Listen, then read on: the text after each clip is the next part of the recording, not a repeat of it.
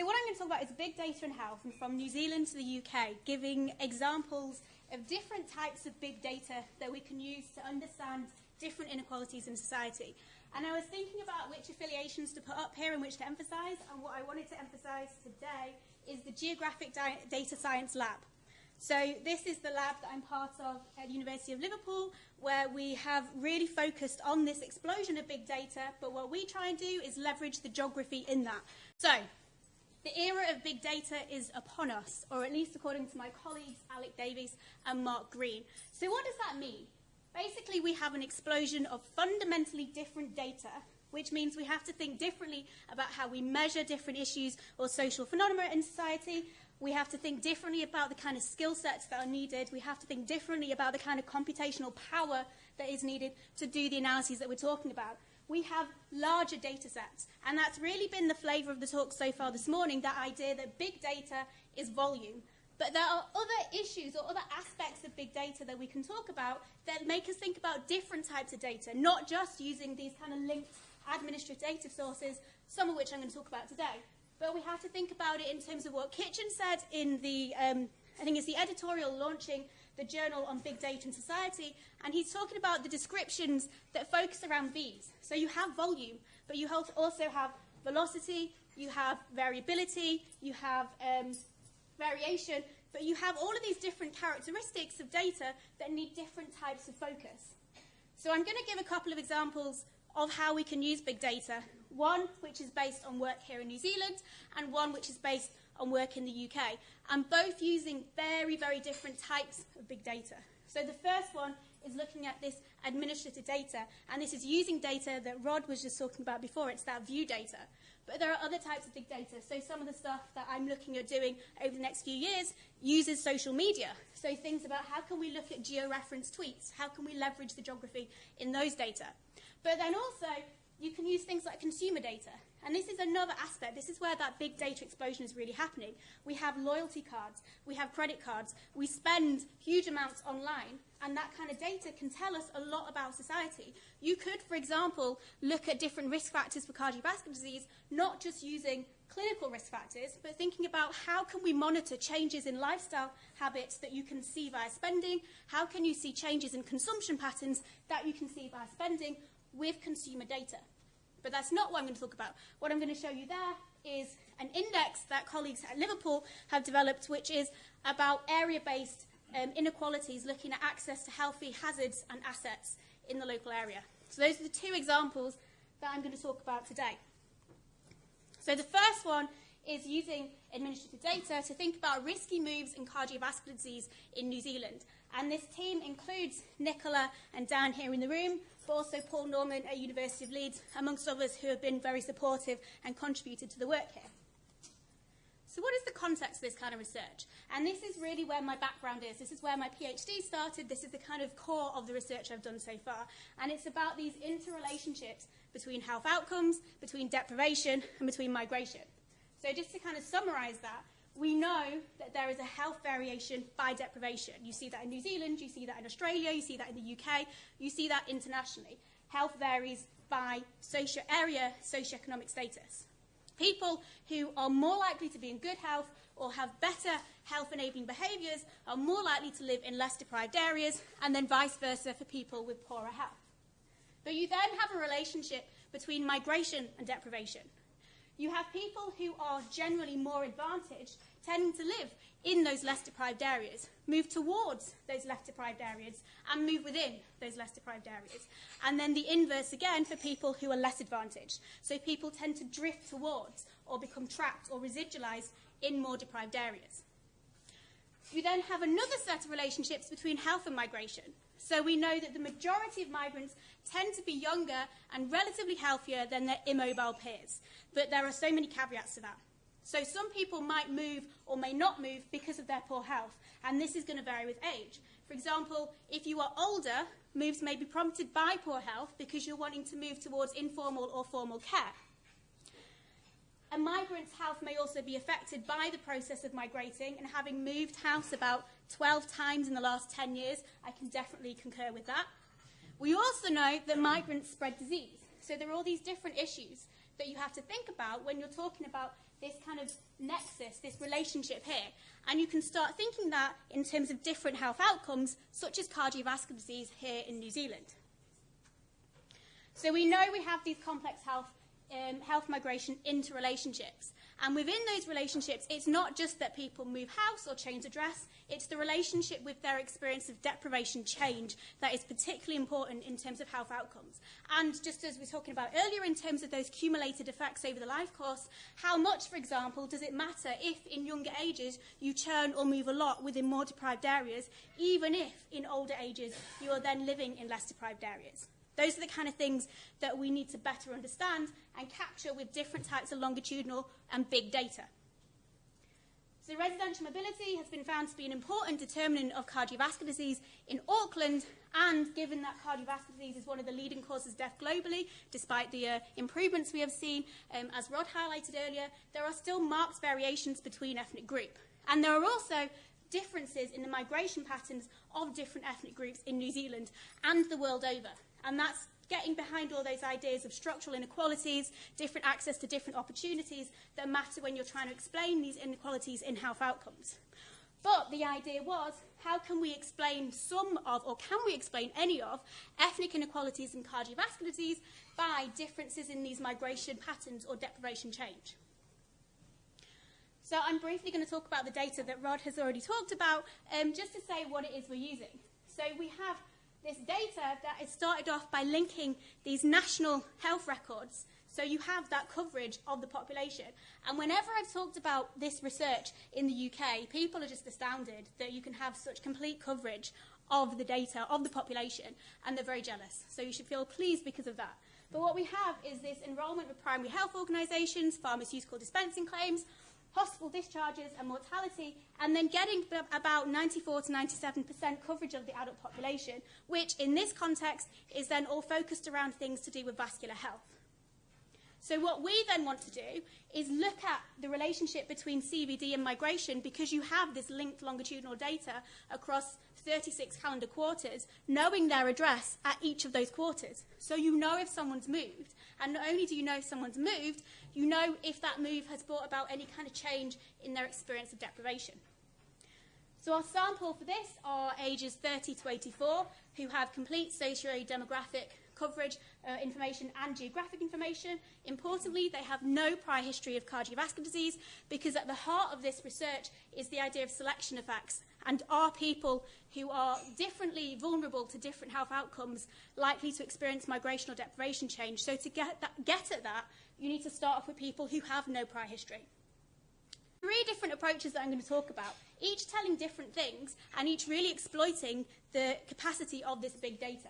Now, the first one is simply looking at associations. And what's really important about these different methods that we present is that we are starting to better exploit the type of data we have to get a more meaningful understanding of what's actually going on here.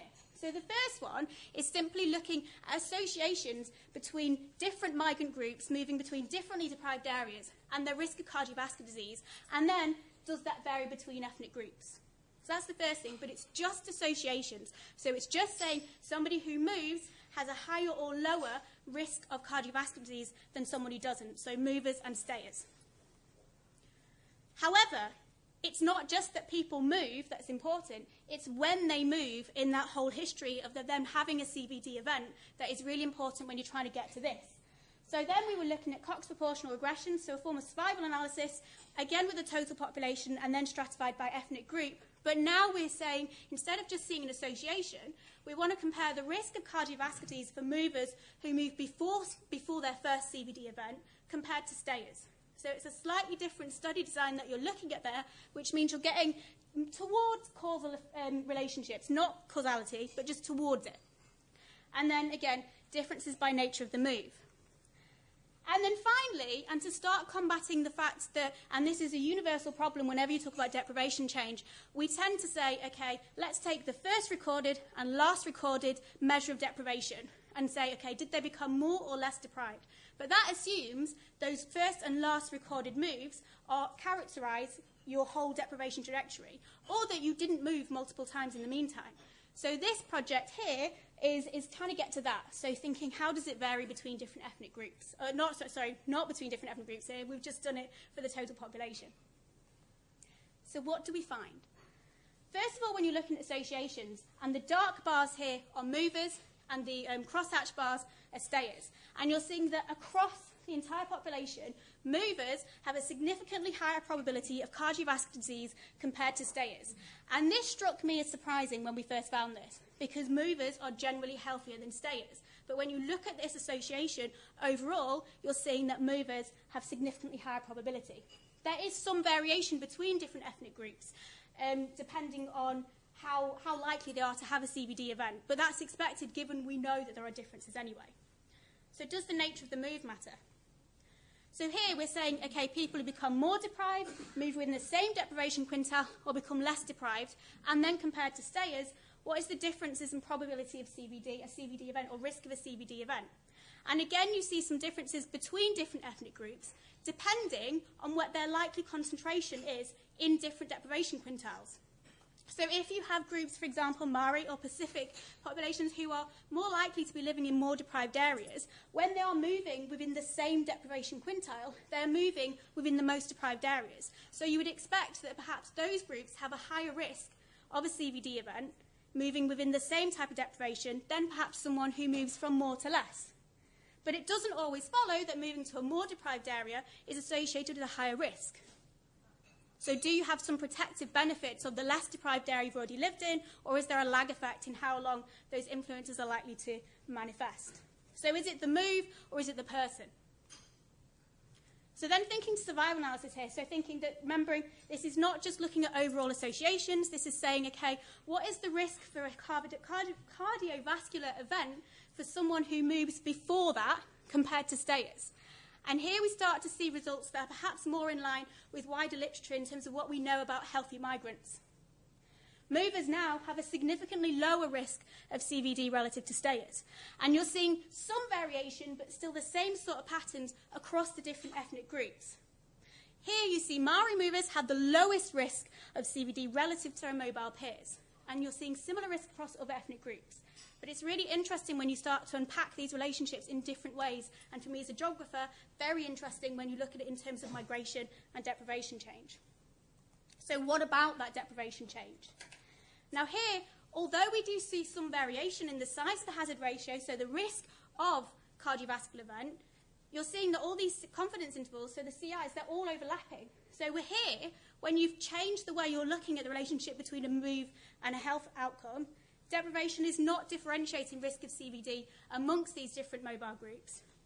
And you're not seeing any difference really there when you break it down by ethnicity. So then the next way of thinking it, and again, this is really emphasising the fact that, as I said earlier, it's not just the difference between the first and last recorded deprivation that characterises what our deprivation trajectories are.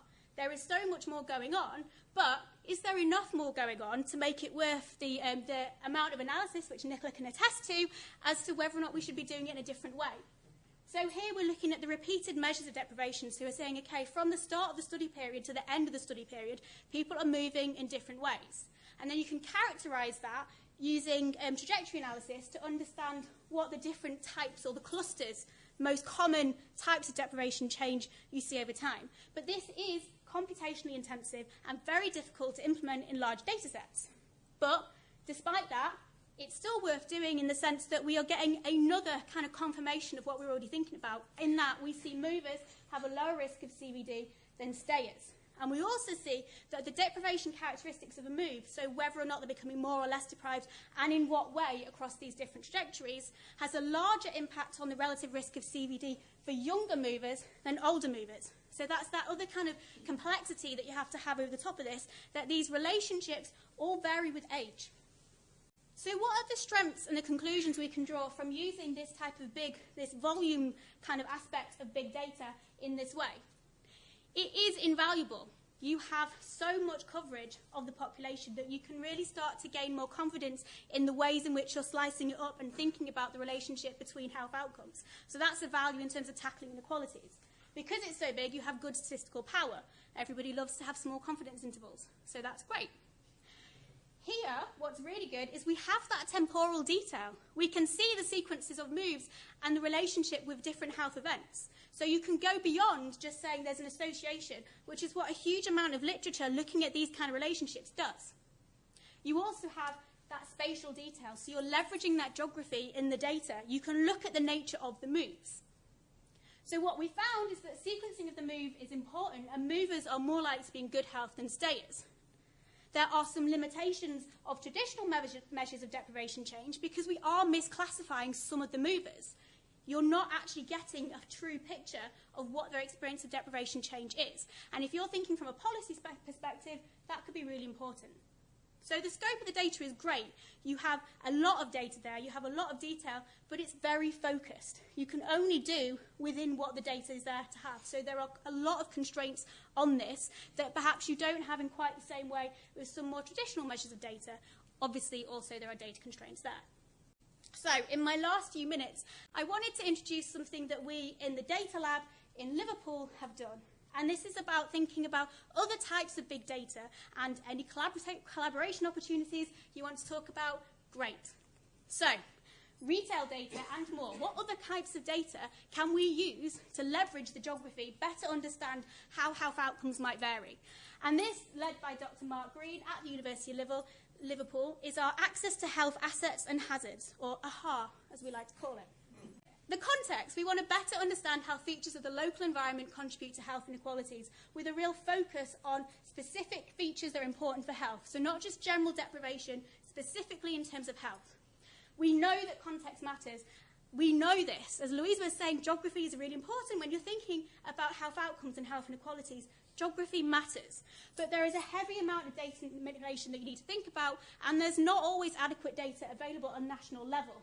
So we have to then think about what does exist, what is the accessibility. But we still need that type of data. We still need to understand it because it can support policy development at a small area level, at the neighbourhood level, where you really see a lot of variation in health outcomes. So what we wanted to do is create an open access, interactive output for policymakers, academics, public health professionals, etc. that's not just government data, that is data that we can get hold of, and here is what it's informed by. So we have different indicators based on retail data, which we hold in the Consumer Data Research Centre, based at Liverpool, Leeds and UCL. We have health services data, so what type of data can you get about the types of health services available, and also features of the environment. So for retail, what kind of retail things matter for health? Fast food outlets, gambling outlets, pubs, bars, nightclubs, off-licenses and tobacconists, all very important in terms of health outcomes. So what is the median access of all the different postcodes to their nearest versions of these different healthy hazards or assets that you can think of? Then in terms of health services, we have median access to GPs, to hospitals with an A&E. So it's really important in not just saying a hospital, you need to have the additional accident and emergency, and that matters in the UK. They are closing them at an alarming rate. You also have things like pharmacies, dentists, and leisure services. And then finally, the actual environment itself. So different levels of pollutants, median levels of different types of pollutants that are important for your health.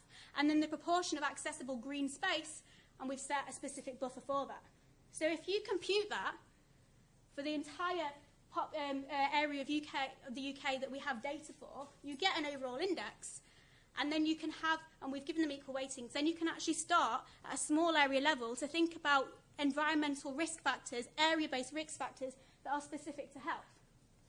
So this is an example, and this is my commute from Manchester to Liverpool, where I work, and you can see how it changes between these different spaces. And this has been picked up by Public Health England as a really valuable tool for them to start understanding those area issues that perhaps are masked or not effectively captured in wider kind of socioeconomic measures of deprivation in area. So it's much more targeted. So those are the kind of other things we can do with the different types of big data that aren't just about volume, that we can do to improve health outcomes.